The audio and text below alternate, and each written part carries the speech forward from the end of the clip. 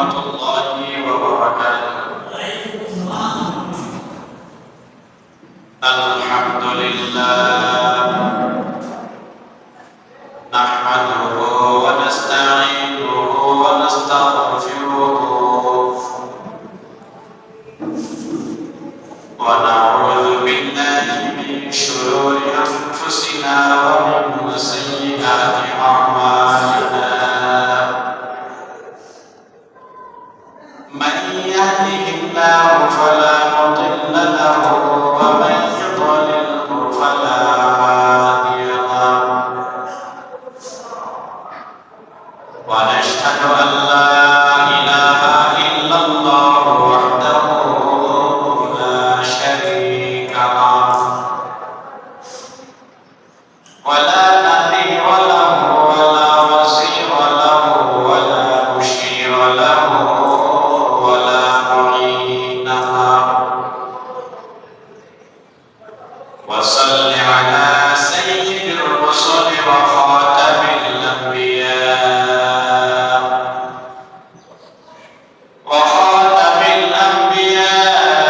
المبعوث إلى كافة الناس بشيرا ونذيرا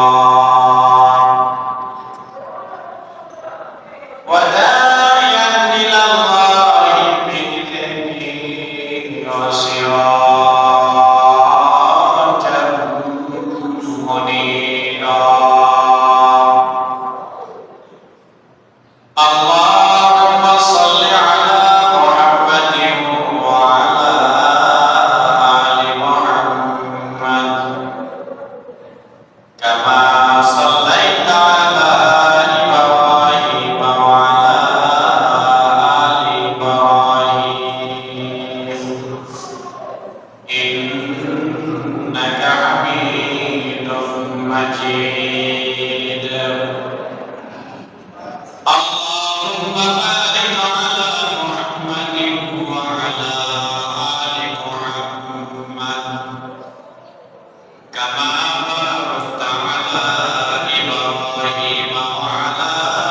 آل إبراهيم إنك حميد مجيد. أما بعد فأعوذ بالله من الشيطان الرجيم. بسم الله الرحمن الرحيم. وقضى ربك ألا تعبدوا إلا إياه وبالوالدين إحسانا. إما يبلغن عندك الكبر أحدهما أو كلاهما فلا تقل لهما أف ولا تنهرهما وقل لهما قولا كريما واخفض لهما جناح الذل من الرحمة وقل رب ارحمهما كما ربياني صغيرا. وعن أبي هريرة رضي الله تعالى عنه قال رسول الله صلى الله عليه وسلم رغم أنف رجل ذكرت عنده فلم يصل علي ورغم أنف رجل دخل عليه رمضان ثم انصرف قبل أن يغفر له ورغم أنف رجل أدرك عنده أبواب الكبر ووعدهما فلم يدخله الجنة. صدق الله ورسوله النبي الكريم ونحن على ذلك من الشاهدين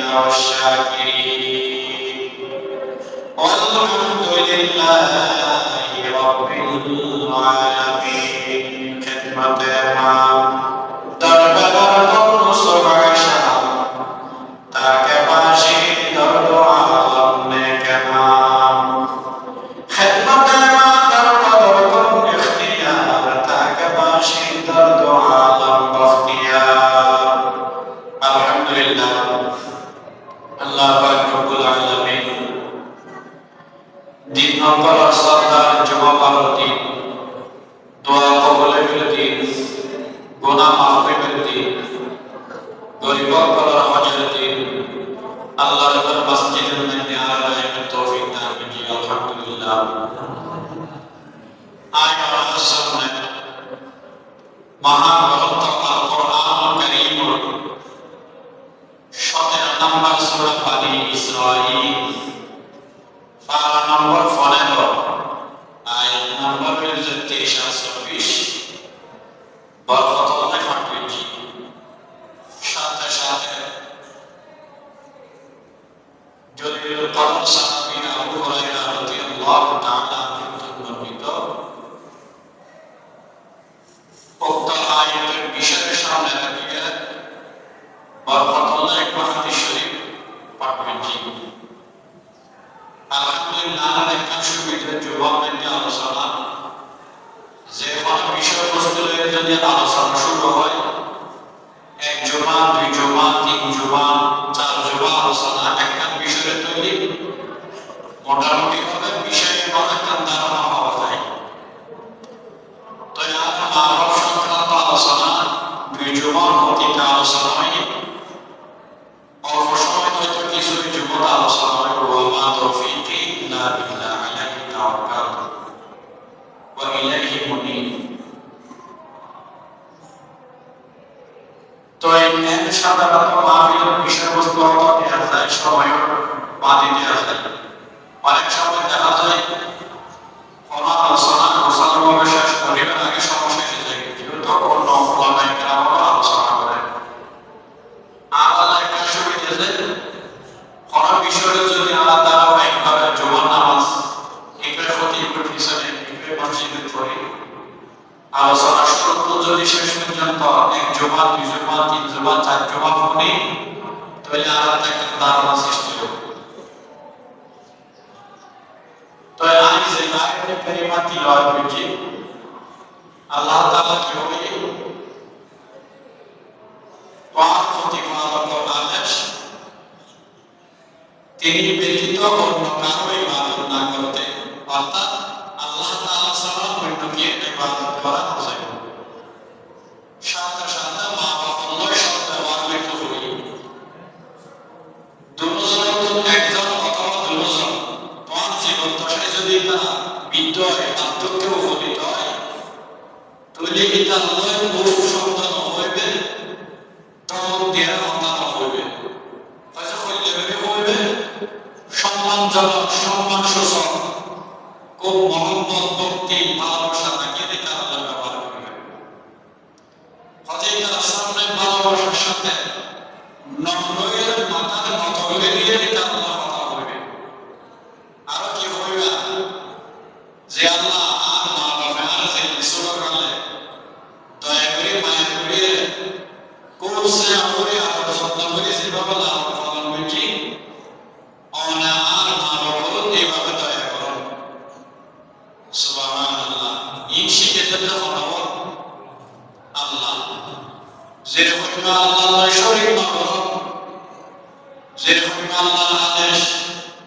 আল্লাহর ইবাদত করো, যেরকম বান্দার ফরজ, এরকম মা বাবার খেদমত করো, সন্তান সন্ততিও কি ফরজ। এই আলোচনা দুই মধ্যে ভূমিকা স্বরূপ কিছু হচ্ছে বুঝতে হবে।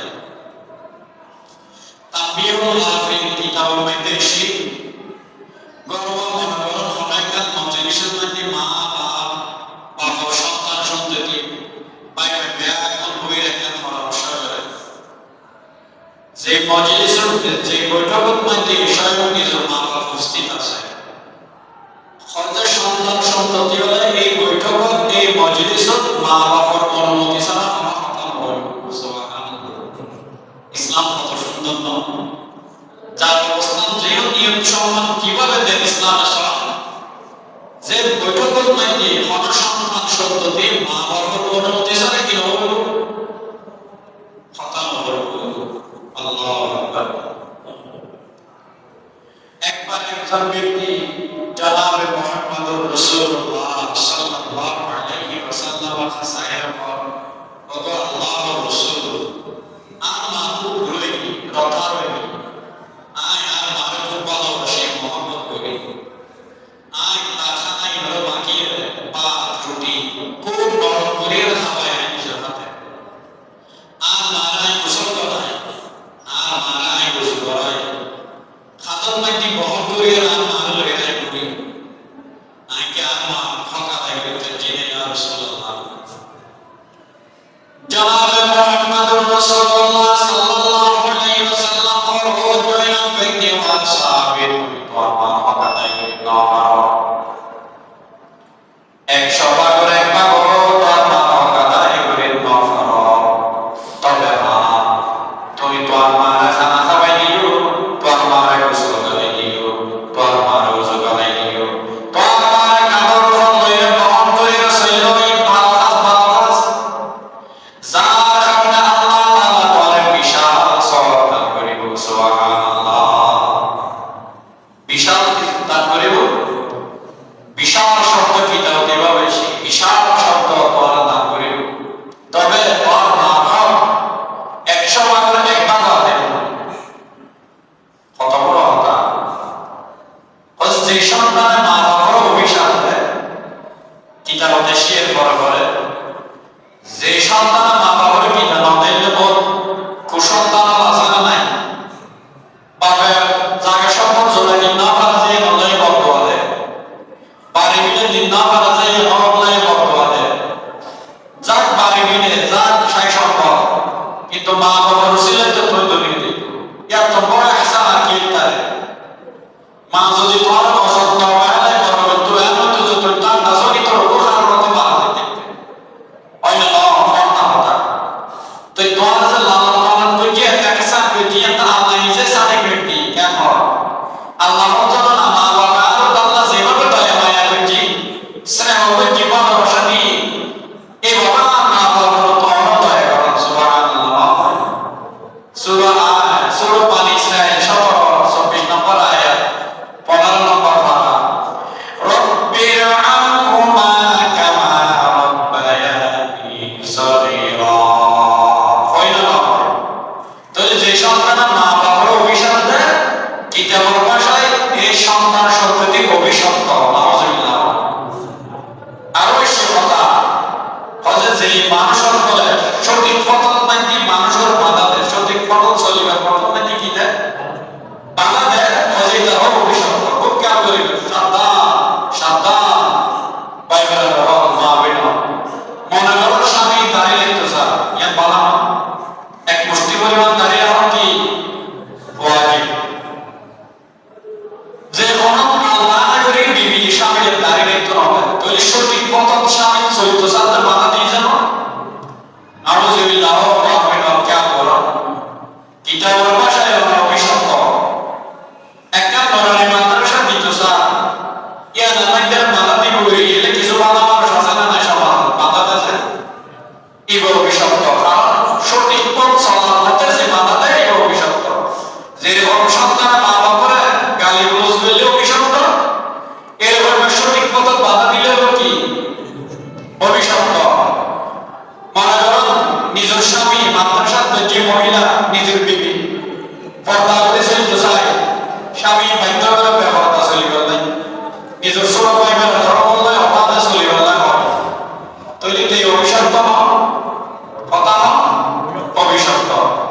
অর্থাৎ গায়বুল নাম নামে যারা পশু সম্পদে এই ধর সেই অভিশপ্ত আরো কি অর্থাৎ যারা জমির সীমানা লাড়ি দেয়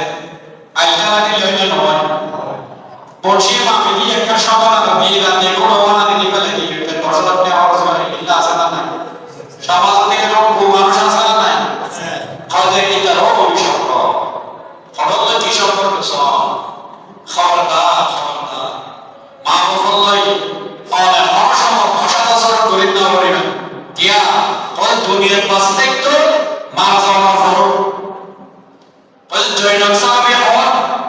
যে সন্তান সন্ততির মা বাপ দুনিয়ার তো বিগড়ে গিয়ে ওর ভাই হলে আর সঠিক তো বারবার আসতে পারো 3 জমা ধরে চলে এই জমা ইনশাআল্লাহ শেষ হয়ে যাবে যেতে মা বাপ মারা গিয়ে